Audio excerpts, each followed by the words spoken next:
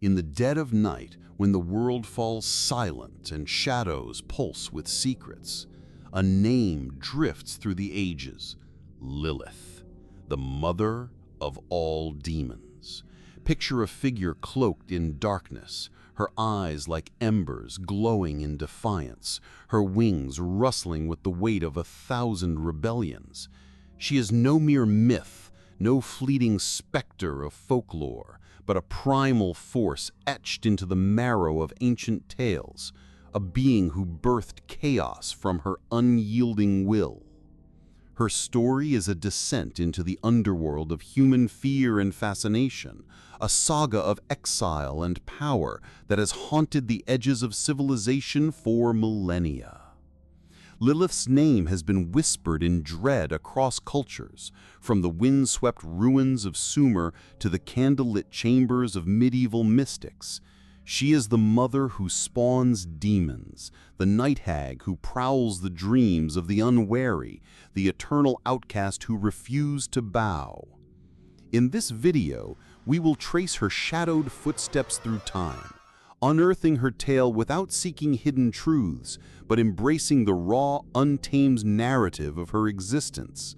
We'll journey through her origins as the Lilith of Mesopotamian lore, a demoness of storms and seduction, to her transformation in Jewish mysticism as Adam's first wife cast out for her refusal to submit. We'll explore her role as the progenitor of demonic legions, her essence woven into ancient texts like the Dead Sea Scrolls and the Zohar, and her enduring presence in rituals that both fear and revere her. This is not a tale of redemption or revelation, but of Lilith as she is, fierce, unapologetic, and eternal. We'll delve into her story in vivid detail, from her clash with divine order in Eden to her reign in the desolate wilderness where she mothers monsters under a blood-red moon. Along the way, I'll share ancient practices, incantations to ward her off, offerings to appease her wrath, to connect you with her primal energy. Prepare to walk the path of shadow, where Lilith's legend unfolds in all its dark majesty, a story that demands to be told as it is, unadorned and unafraid. In the shadowed cradle of ancient Mesopotamia, where the Tigris and Euphrates whispered secrets to the reeds, Lilith first stirred as Lilith, a demoness born of storm and night. Her name, derived from the Sumerian Lil, meaning wind or spirit, evokes a creature untethered, a force that howls through desolate places and slips into the dreams of the vulnerable. In the earliest records, etched on clay tablets some 4,000 years ago, she was no singular entity, but a class of night spirits, winged, ravenous, and unbound. The Sumerians and Babylonians feared her as a seductress who preyed on men, stealing their vitality under the cover of darkness, and as a harbinger of misfortune who haunted pregnant women and newborns. Her image adorned incantation bowls, inscribed with pleas to banish her from homes. Her name a curse to be warded off with amulets and whispered prayers. As civilizations rose and fell, Lilith's form shifted, her story weaving into the tapestry of Jewish mysticism with a new, defiant edge.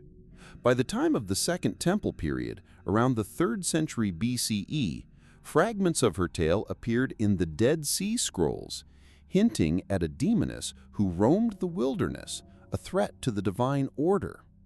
But it was in the medieval Jewish texts, like the Alphabet of Ben Sira, circa 8th to 10th century CE, that Lilith took on her most enduring form, Adam's first wife.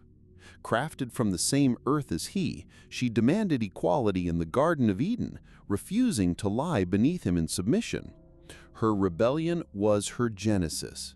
Uttering the ineffable name of God, she sprouted wings and fled to the Red Sea, a desolate realm where she became the mother of demons.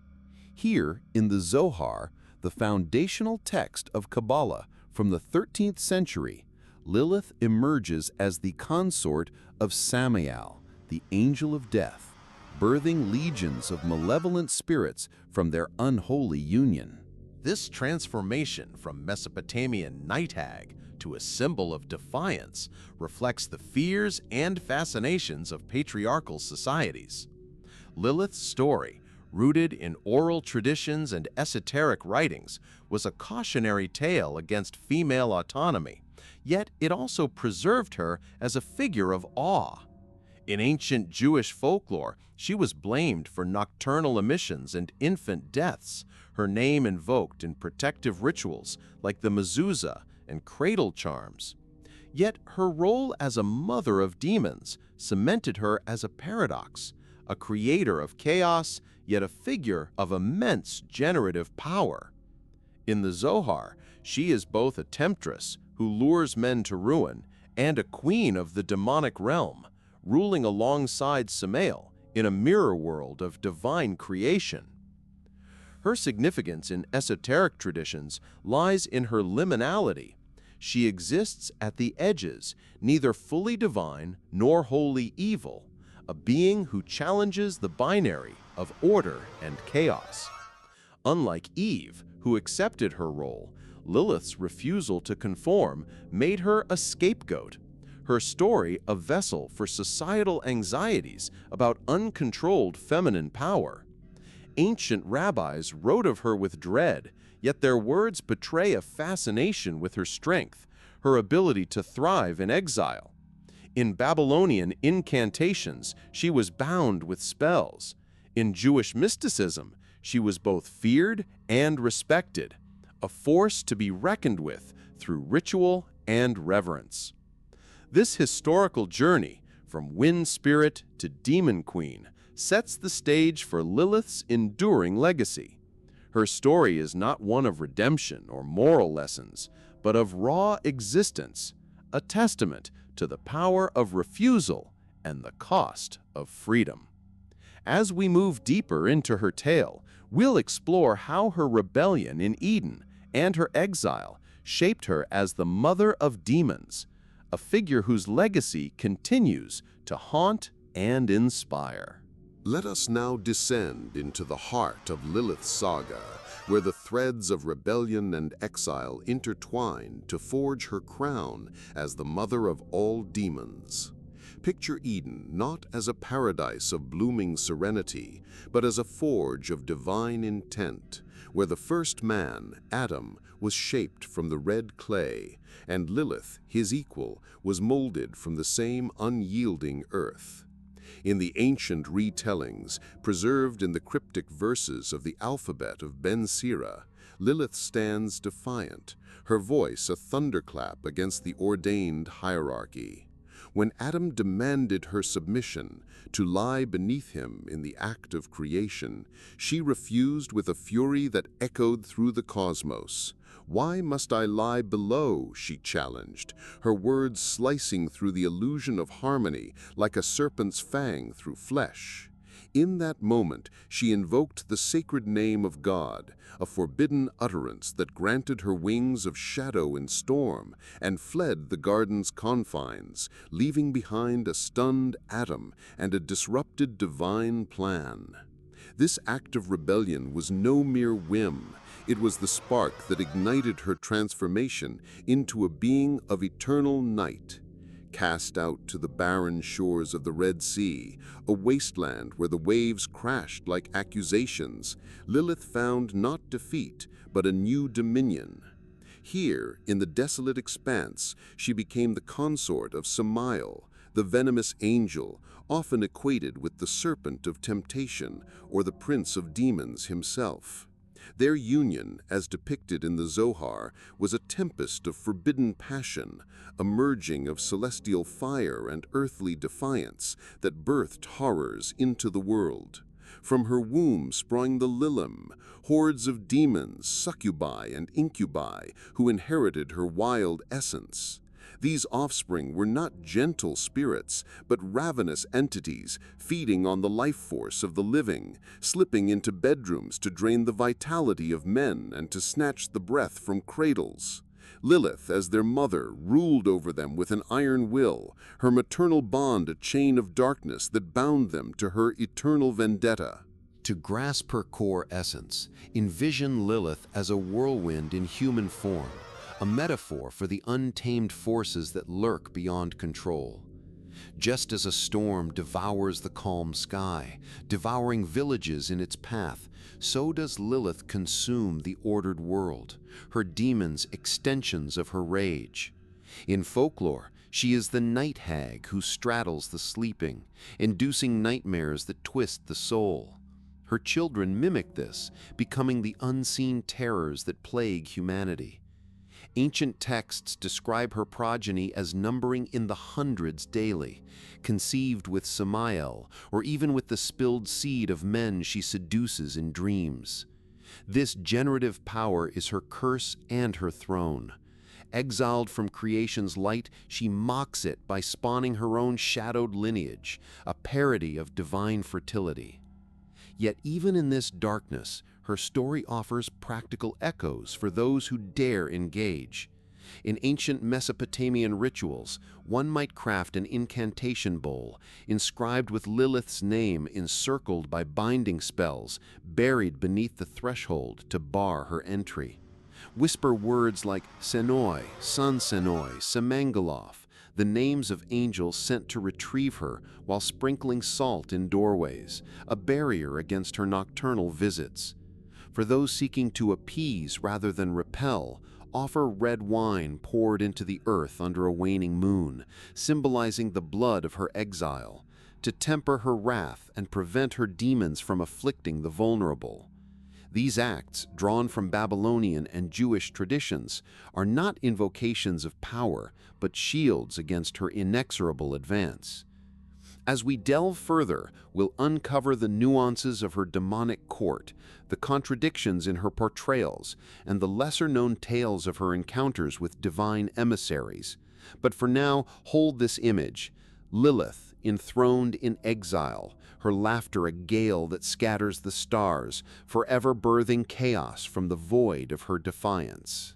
As the veil of Lilith's exile thickens, we uncover the deeper strata of her dominion, where contradictions coil like serpents in the sand, and lesser-known facets of her motherhood reveal a tapestry of terror and tenacity. In the wake of her flight from Eden, divine emissaries pursued her. Senoi, Sansenoi, and Semangaloth, angels dispatched by the Almighty to drag her back to submission. According to the alphabet of Ben Sira, they found her by the Red Sea, already swollen with the fruits of her defiance, birthing 100 demons each day from her unions with wandering spirits and the essence of Samael. Lilith, unbowed, struck a grim bargain. She would spare the children of Adam if they bore amulets with the angels' names, but in return, she claimed dominion over those unprotected, her Lilith free to snatch infants in the night. This pact, etched in the annals of folklore, highlights a nuance in her character, not mindless malice, but a calculated vengeance, a mother's fierce protection twisted toward her own shadowy brood. Yet contradictions abound in her portrayals as ancient scribes grappled with her enigma. In some Babylonian texts, Lilith is not a singular demoness, but a collective of Lilitu, storm spirits who embody the wild winds, their howls birthing tempests that ravage crops and souls alike. By contrast, in the Zohar, she is elevated to a quasi-divine status, the other side of the Shekinah, God's feminine presence, a dark mirror reflecting the perils of imbalance in creation. Here, her motherhood is dual. She sires demons from Samael's seed, but also from the wasted emissions of men, transforming human frailty into demonic vitality.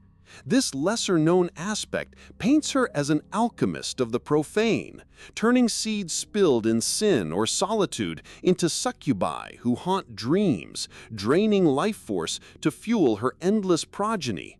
Imagine her as a black rose in a forsaken garden, her thorns drawing blood to nourish roots that spread unseen, birthing blossoms of nightmare. Deeper still, in esoteric Jewish lore like the treatise on the left emanation, Lilith's court unfolds as a hierarchy of horrors. She rules alongside Samael in the Qliphoth, the inverse spheres of the Tree of Life, where her demons manifest as inversions of virtue, lust instead of love, wrath over mercy. Her children include the Na'amah, seductive spirits who lure sailors to watery graves, the Agrat at-Mahlat, who dance in the moonlight to ensnare the unwary, and legions of unnamed Lilim, shapeshifters who appear as owls or cats, symbols of her nocturnal reign. A striking contradiction emerges in her encounters with prophets. In some tales, she tempts Elijah, offering forbidden knowledge, only to be repelled by divine fire, underscoring her role as both adversary and unwitting teacher of boundaries. These nuances extend to her physical form, often depicted with inconsistencies that amplify her mystery. In Mesopotamian art, she stands on lions, wings spread wide, a goddess-like demoness clutching serpents. In medieval grimoires, she is a hag with talons, her hair a writhing mass that strangles the careless. Such variations reflect cultural fears. To the Sumerians, she was the storm's fury. To Jews in exile, a reminder of lost sovereignty. Lesser-known stories from Islamic folklore blend her with Al-Qarina, a jinn who preys on the newlywed, birthing afrits from stolen unions, echoing her generative curse across faiths. For practical engagement with her story, ancient traditions offer rituals of confrontation. To glimpse her influence, perform a scrying under the dark moon, fill a black bowl with water mixed with ink, gaze into its depths while chanting her name thrice, inviting visions of her demons. But beware, for uninvited they may linger. In protective rites from the Talmudic era, hang a knife over the cradle with the inscription Adam and Eve out, Lilith in, a barrier that inverts her exile to guard against her. Or to honor her without summoning wrath, burn myrrh and cloves at midnight, whispering tales of her rebellion, a nod to her enduring spirit without courting her brood. In these depths, Lilith's motherhood stands as a monument to defiance, her story a labyrinth where fear and fascination entwine, urging us to tread carefully in the shadows she commands. As the echoes of Lilith's defiant cry fade into the eternal night, let us gather the fragments of her shadowed legacy, piecing together the saga of the mother of all demons. From her primordial stirrings as the Lilitu in Mesopotamian gales, a spirit of storm and seduction, to her bold stand in Eden as Adam's unyielding equal, Lilith's story is a chronicle of unrelenting rebellion. Cast into exile by her refusal to submit, she forged a new realm by the Red Sea, uniting with Samael to birth legions of Lilim, demons that haunt the thresholds of sleep and cradle, embodiments of her vengeful fertility. Through ancient texts like the alphabet of Ben Sira and the Zohar, her contradictions unfold, a night hag who preys on the vulnerable, yet a queen whose pact with angels spares some while claiming others, her form shifting from winged temptress to taloned sovereign across cultures and eras. We've traced her demonic court in the Qliphoth, her progeny as inversions of light, and the rituals that ward or appease her, incantation bowls buried deep, amulets inscribed with celestial names, offerings of wine and incense under moonless skies. In this tale, unadorned by deeper meanings, Lilith stands as the archetype of chaos incarnate, a force that disrupts divine order and spawns terror from the void.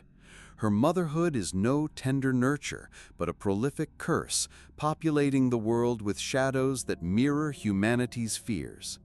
Reflect now on her unapologetic fury, Whisper her name in the dark, craft a protective charm with salt and steel, or burn herbs in midnight vigil to feel the chill of her presence.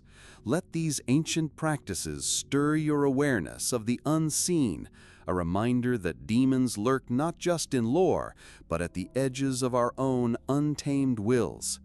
And so, as the veil descends once more, heed this final whisper. In the silence after the storm, Lilith endures, her laughter an eternal gale, birthing demons anew with every breath of defiance. Dare to remember her story, for in its darkness lies a power that defies forgetting.